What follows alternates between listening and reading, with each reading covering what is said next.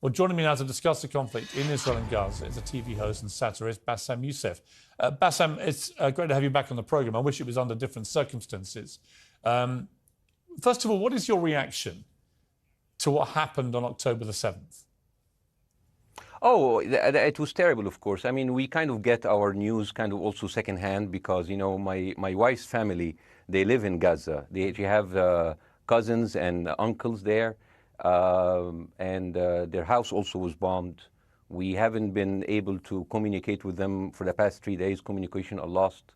So we don't know actually what is the how are they doing. But you know, we're used to that. I mean, it's just like it's very repetitive. We're used to that. We're used to them being bombed every time and moving from one place to the other. You know, it's just like those Palestinians. They're very dramatic. Israel killing us. But they never die. I mean, they always come back. You know, they're very difficult to kill, very difficult people to kill. I know because I'm married to one. I tried many times, couldn't kill her. I mean, there's a dark humour there, and I understand why. Because no, it's not dark humour. I try to get to her every time, but she uses our kids as human shields. I can never take her out. Again, I understand the humour, but to be serious, Bassem, about this. Tonight, I will be serious. Now, I will be serious. I was watching your interview with Ben Shapiro, and I'll tell you one thing. Yeah. I think that Ben Shapiro is one of the smartest people who ever walked this earth. He's very, very smart. I follow him, and I believe everything he said. And when he came on your show, his solution was, and I quote, his solution was that the solution for this is for Israel to annex Gaza and to kill as many son of bitches as possible to make sure that this will never happen again. And anyone who called for a ceasefire will be a terrorist sympathizer. So God forbid, I don't want to be labeled as a terrorist sympathizer. So I agree with Ben Shapiro. I think we should kill as many son of bitches as possible. Well, let me, so okay, far, but Bassem, let me... so far, 3,500 people were killed, including 5,000 son of bitches in the bombing of the Baptist hospital as we speak right now. 1/3 of those 3,500 were children. So my question to Ben Shapiro is, how many more son of bitches do we need to kill so Ben Shapiro is happy? Okay, because it changes Bassem, from 1 year. It changes from one. I'm sorry that. Listen, I'm really at a disadvantage here. I'm looking at a camera. I don't see you. I can hear you on my ears. The reason I'm interrupting so is I think you might be. I think you're conflating different interviews with Ben Shapiro. He didn't use the phrase "sons of bitches" with me. Let me play to you what he actually said on my show. He did. Go back to your interview. No, he didn't. That was another interview. But let me play what he said to me here. Well, frankly, I don't believe in proportionate response to terrorism. I believe that the way that you stop terrorism is with wildly disproportionate response. That doesn't mean in terms of targeting civilians. It means in terms of killing as many terrorists as humanly possible and allowing them to dictate the terms of engagement by hiding behind civilians in areas that they are supposedly responsible for means that the only option for Israel is to surrender to Hamas's hatred of its own citizens, its willingness to use its own children as human shields. No country worth its salt could ever do that. Now, that is substantively different to what you said he said, right? He's talking there but specifically about Hamas terrorists. I agree with him. The thing is, the question is, what is a proportionate response? Because it has been different from one tier to another. So if you look to this graph, for example, this is the death of Israeli and Palestinians, and it's changing from 1 year to year. It's like fluctuating like crypto. So my question is today, what is the going rate today for human lives? I mean, 2014 was a great year for Ben Shapiro. 88 Israelis were died, and there was 2,329 Palestinians killed on the other side. That is one Israeli for 27 Palestinians. That is a very good exchange rate. What I'm saying is, what is the exchange rate for today?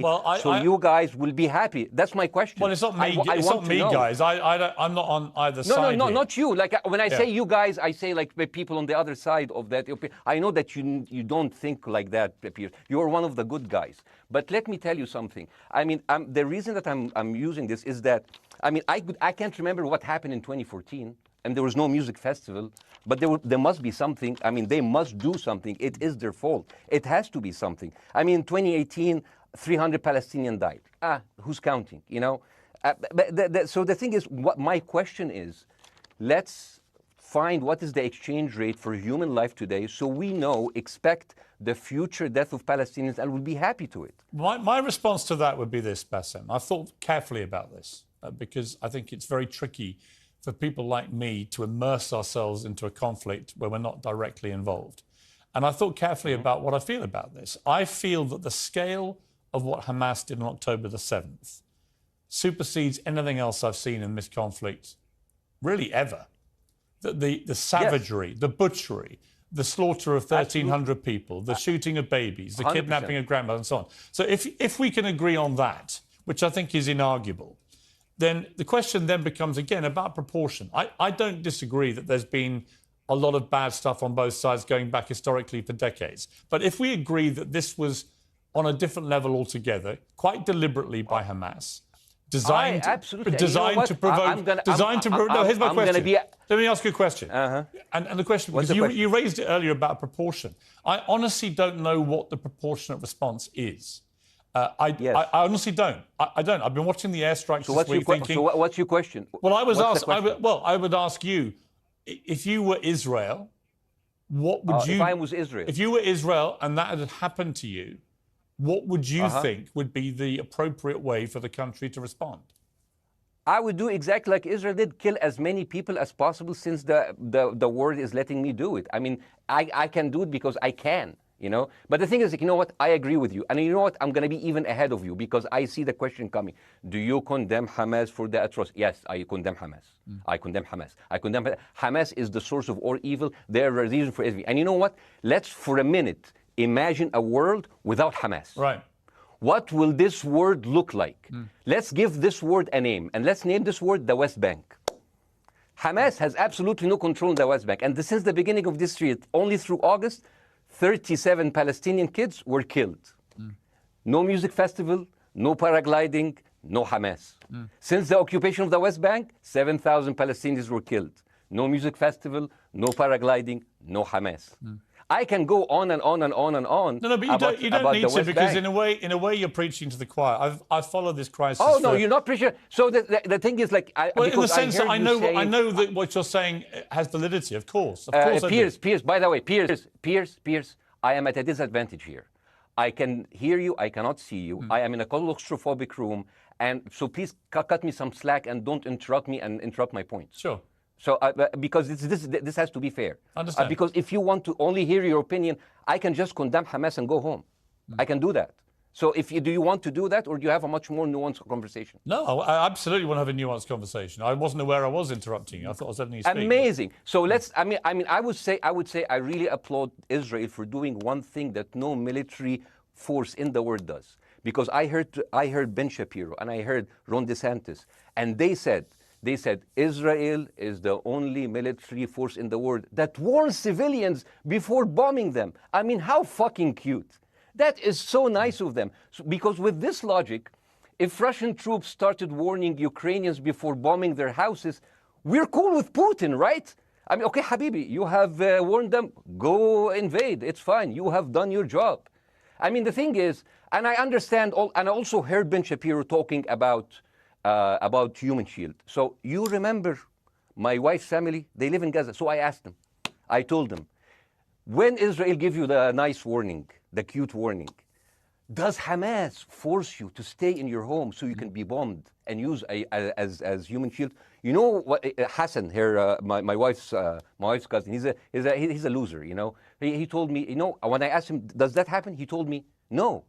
The lying son of a bitch lied to me. I told him, you don't understand. Ben Shapiro and Ron DeSantis keep saying that Israel warned you and Hamas asked you to stay put. So I told you, he's a loser. He never kept a job. He even failed in all of the interviews to become like a Human Shield. I would believe Ben Shapiro. Let me ask you this, So let's go with that. No. Let me ask you At some point, I must be able to ask you questions. It's not a monologue for you, Bassem. If we agree that for the 14,000 casualties, I mean, who's counting, are Human Shield, does that mean that every single one of those civilians was standing, obscuring a military target behind them? Because that's a lot of weapons. I mean, Hamas is packing. No, of course it doesn't.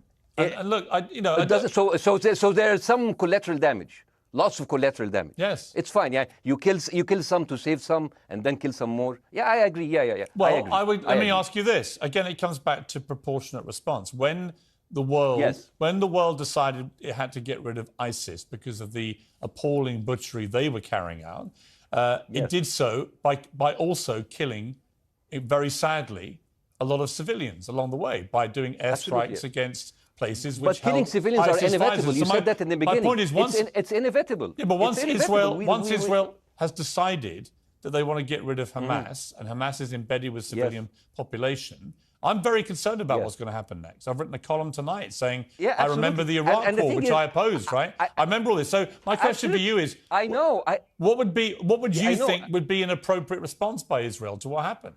Well, these are years of disproportionate responses of Israel. Right. Did it solve the solution? Did it solve the problem? Did it work before, so it will work? What will be the surprise this time? What will be the twist that will make this work this time? What will be different this time?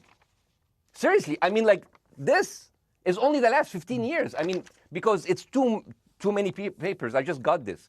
But how will this be different? And the thing is, I am so glad in the introduction that you mentioned the Iraq War. I applaud you, Piers, for saying that, because you were honest about it. You said that spreading lies like WMDs make people look at those people as less of humans, and they would accept the death of 1 million Iraqi, whether by sanctions or by invasion, right? You are a good man. This is amazing. And you know what is similar? Is when you spread the lies of 40 decapitated babies, although it was refuted. So what happens when people hear that, killing babies is horrible. But when you say decapitated 40 babies, you are planting a certain image with a certain trigger in people's mind. Who has said that? Who has said 40? Who has said that? You have said 40 decapitated. Who has said that? You have repeated. No, I haven't. What? I've never said that. You haven't said on your show 40 decapitated babies? Never. Ben Shapiro didn't say it? No. Ron DeSantis didn't say Nobody it? has said it. Okay, nobody said it? No.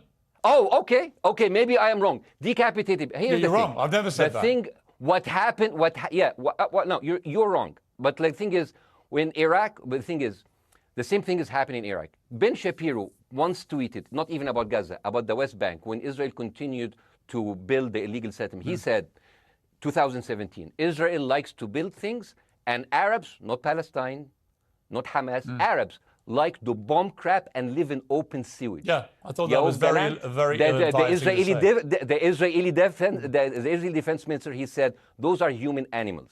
And the thing is, Ben Shapiro should know better, because, long before the Holocaust, before Jewish people were thrown in the gas chambers, the Nazi propaganda called them rats.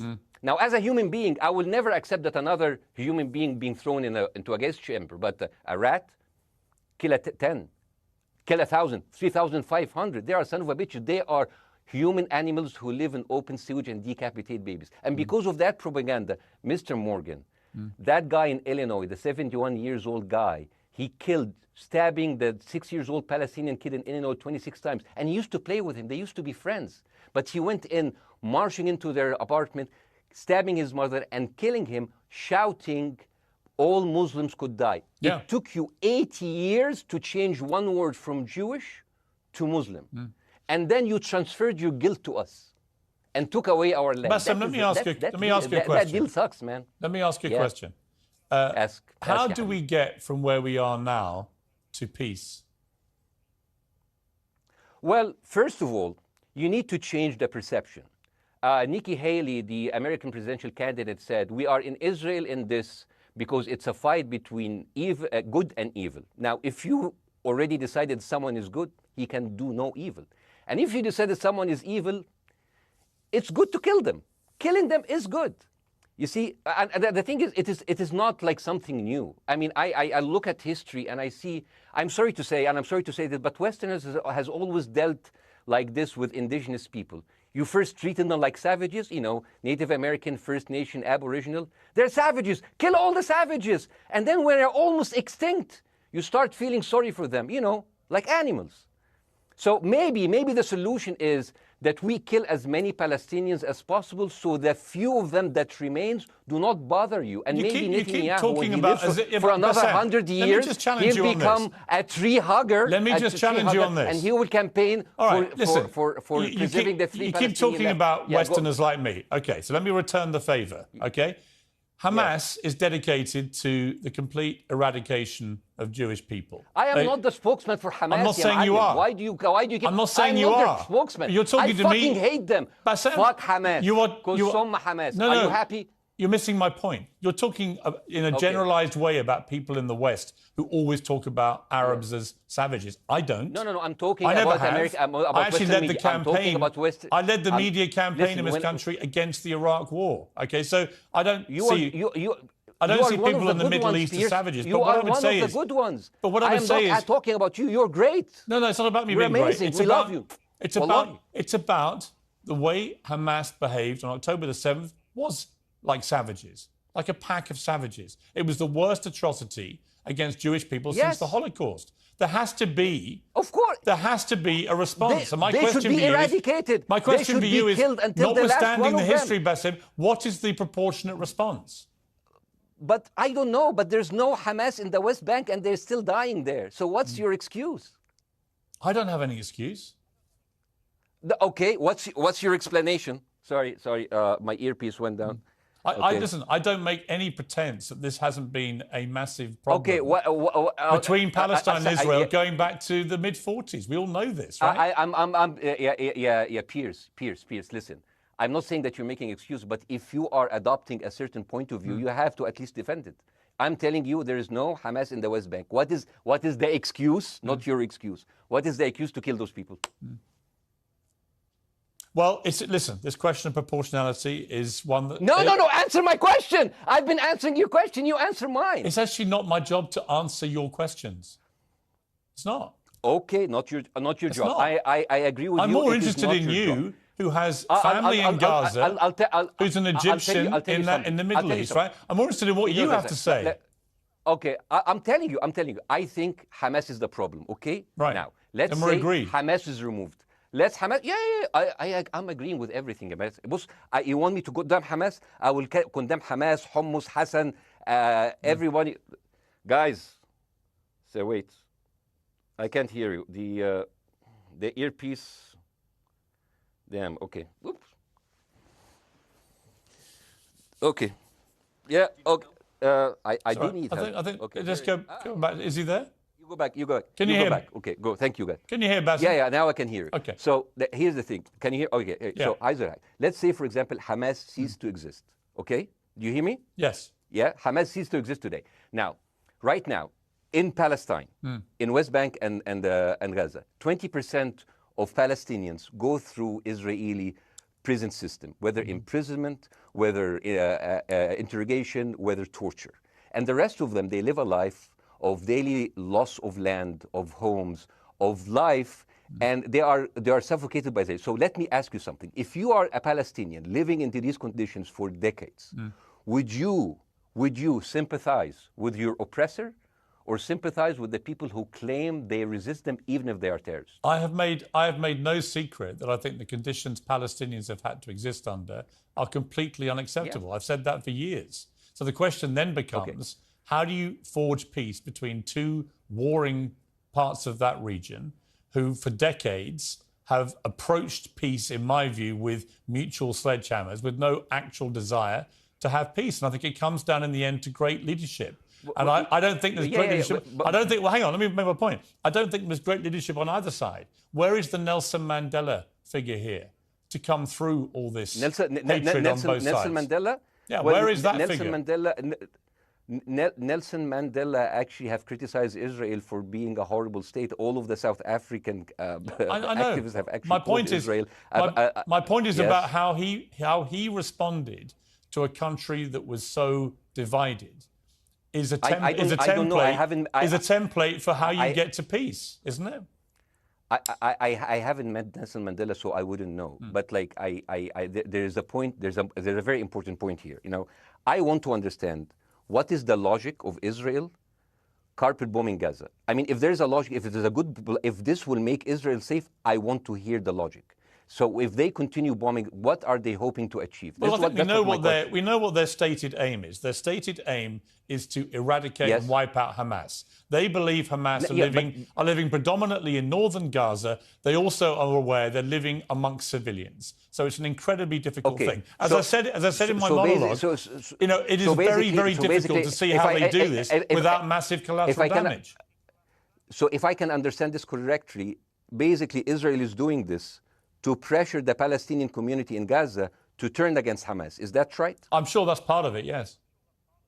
That's part of it. So this is exactly what terrorist organizations do, because terrorist organizations will have no chance beating a whole nation in battle. So they terrorize and they kill the civilians in order to spread fear and terror so they can turn against their government to change their policy or to resign. You have just compared Israel with ISIS.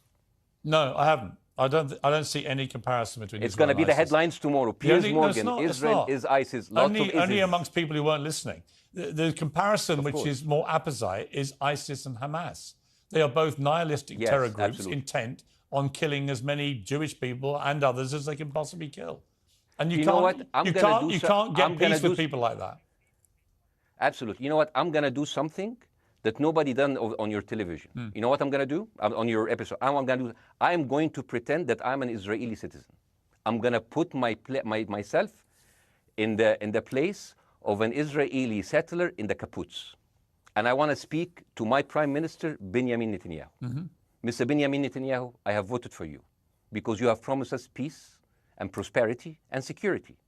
On the 7th of October, those son of bitches Hamas, they went into the fence that is regularly heavily guarded. Usually if there's like a dove that comes close to it, it will be shot. Those people went in and they went for 6 hours before IDF forces was deployed, killing our friends, our families, kidnapping our grandmothers and babies, and went in. I want to ask you, Mr. Prime Minister, after you have fractured the Israeli community and you have fucked our courts, our Supreme Courts, what are you doing with the money being given to you, to the United States? Also, you are carpet bombing Gaza with absolutely no regard to our hostages, our people. I heard a rumor in the kibbutz that you're doing that you let that happen as an excuse to carpet bomb Gaza, so you push them into Sinai. And I didn't believe that. It's like, not my prime minister, he can never do that. And then I watched an interview for Danny Ayalon. He was your chief advisor. He was also the Israeli ambassador to the United States. And you know what he said, Mr. Prime Minister? He said that the solution for those Palestinians is to go into a vast land of Sinai and live into tent cities temporarily, temporarily, wink wink, until we build Gaza again, and then we invite you back. يعني عبط احنا بقى. يعني فاهمني؟ We've seen this movie before. So يعني, and when I saw this, I couldn't explain to my fellows in the kibbutz, how come our Israeli government is trading human lives for another piece of land? So as an Israeli citizen, I need to hold my Israeli government accountable. And as an American citizen, I want to know all of these money that we are giving to Israel. We're giving them $4 billion every year. Joe Biden said it's the best investment America ever done. Well, if I am in the place of Joe Biden, I would say, sorry, don't speak. I would say, if I was Joe Biden, I would go down and whisper in the ears of Netanyahu and tell them, I hate bad investments. They haunt me, like Littlefinger in Game of Thrones. But the thing is, this is the problem. Israel always victimizes itself, and I have never seen a victim putting their oppressor under siege and bombing them 24/7. Israel wants you to believe that they are the victim. Dealing with Israel is so difficult. It's like being in a relationship with a narcissistic psychopath. He fucks you up, and then he makes you think it's your fault. All right, you look at Israel as Superman, but they're really Homelander. Wallahi, they are shooting fish in a barrel, and they are annoyed with the splashes. Bassem, I want to say two things. One, if you could just slightly mind your language. We are uncensored, but if you keep swearing, I'm very sorry. We have to apologise to viewers who may be offended by that. I apologize. But I understand passions run high, so let's not get too bogged down about the odd swear word. I apologize to the viewers. I apologize to the viewers for my language. My second question is this: after the sight of dead civilians. After the break, we have the managing director of the Daily Wire, which is Ben Shapiro's company. We were going to interview him on his own, but he's happy to come on and talk with you directly if you are prepared to stay. Well, of course, I can stay, but again, I am... I am in a disadvantage, and I would like to have my space to respond. Okay, we'll come back after the break. Because here's the thing. There's two things we're going to go to a break. All right. When we come back from the break, it'll be you and Jeremy Boring from the Daily Wire. I have news. We're taking a short break, Bassem. I'll be back. Welcome back to Uncensored. For more on the situation in Israel, I'm joined now by the CEO and co-founder of the Daily Wire, Ben Shapiro's partner, Jeremy Boring. Jeremy, thank you very much indeed for joining me. I'm sorry we demoted you earlier to mere MD. You are the CEO and co-founder. You know Ben Shapiro better than anyone, really. I did a big interview with Ben, obviously, the other night, which went around the world and has sparked a big reaction, including from our guest, Bassem Youssef, who's still with us. First of all, you've been listening to Bassem and what he's been saying. What's your response? Well, first of all, I make it a point not to speak for Ben Shapiro. He's got a 20 IQ points on me and speaks for a living professionally, so he's much better prepared to defend himself. But as his business partner, as his best friend, I do feel like I have to respond to the things that Bassem was just saying. First of all, the question of how many sons of bitches have to be killed in order to end this conflict, I suppose that the answer is as many of them as it takes. That doesn't mean that I or Ben or any decent person in their right mind is happy with the killing of civilians. I posted at the very beginning of this conflict that a woman or a child blown apart in Gaza is just as tragic as a Jewish baby killed in one of the settlements. That doesn't mean that Israel's actions and the actions of Hamas are morally equivalent. You know, the tragedy is the tragedy, but the moral equivalency is nonsense. If you entered Israel with the express purpose of targeting and murdering civilians with your own hands in cold blood, that is not comparable to Israel bombing targets in the Gaza Strip and killing civilians as a terrible, tragic consequence. War is terrible. War is an awful thing. That's why decent people don't lightly engage in war, and why Hamas should not have incited this war. You know, we can talk about the history of the Israeli conflict. I'm not a professional political commentator. I'm a CEO. I'm a screenwriter, and I'm certainly not Ben Shapiro. I'm not here to discuss the history of the Israeli-Palestinian conflict, but we all saw what happened on October 7th.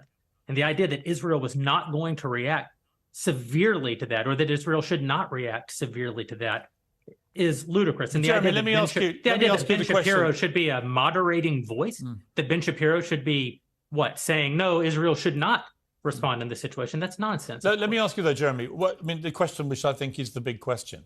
What is a proportionate response to that outrage on October the 7th, which is the worst attack on Jewish people since the Holocaust?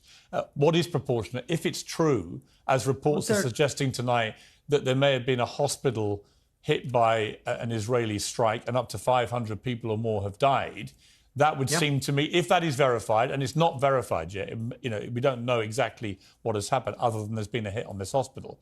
But if that is verified to have been an Israeli strike, that will strike many people as disproportionate. Certainly. Well, first of all, I don't know what a proportionate response is or why we would want it. I suppose a proportionate response would be for 3,000 Israelis to go through the fence, gun down innocent Palestinian women and children, burn their bodies, burn them alive, take hostages, rape their women. No one wants a proportionate response. No moral person could possibly call for a proportionate response. The purpose of war is to defeat your enemy. The West has, in my lifetime, forgotten the purpose of war because the true cost of war is so terrible. The last time the West engaged in war and won it was World War II, and they did it through incredible brutality. They did it by bringing their enemies to heel. That is not a thing to That's not a thing to rah-rah about. That's not a thing to look forward to. As I said, all decent people should avoid war. But I think the sort of lie of the post-World War II, the post-war consensus lie, is that somehow war in which you kill a bunch of people and don't secure victory is morally superior to war where you do secure victory. I would say that the only way to morally justify a war is to win it. Otherwise, the very argument that brought you into the war, this enemy must be defeated, ends up being proven a lie. I mean, Afghanistan, I think America had every right to go into Afghanistan. The Taliban was harboring Osama bin Laden and Al-Qaeda. Al-Qaeda flew planes into buildings in the United States, killed thousands of our citizens, brought the nation into untold agony, pain, and horror. America had every right morally to go in and destroy the Taliban and destroy Al-Qaeda. Yeah, but I would argue, the Taliban now rules in Afghanistan. The war was not won. But that's my point, actually. I've done a column about this tonight for The Sun here in the UK, which is I was editor of a newspaper when the Iraq war happened. I opposed it very aggressively as the editor of the paper. And sadly, we were borne out by events. It was a complete disaster, the Iraq War, in my view. It was illegally contested, I think. And the consequences were appalling in terms of loss of life, 1 million people, in terms of ISIS being allowed to breed and create their merry hell around the world, in terms of complete dismantlement of Iraq itself as a functioning country. And I think Afghanistan, again, 20 years of attacking an enemy, which is now running the country again, seemed to me, again, to be kind of pointless. And I do wonder whether Israel, in its blind fury, which I completely understand, has thought through the consequences of actually launching a full air, ground and sea offensive into Gaza as to actually what happens at the end of that. Well, I suppose Israel wasn't really given the opportunity to fully contemplate what the consequences of that action might be, because Israel didn't instigate this war. This war was instigated by a horrible terrorist attack on Israel, and a state is put in a position where it has to respond.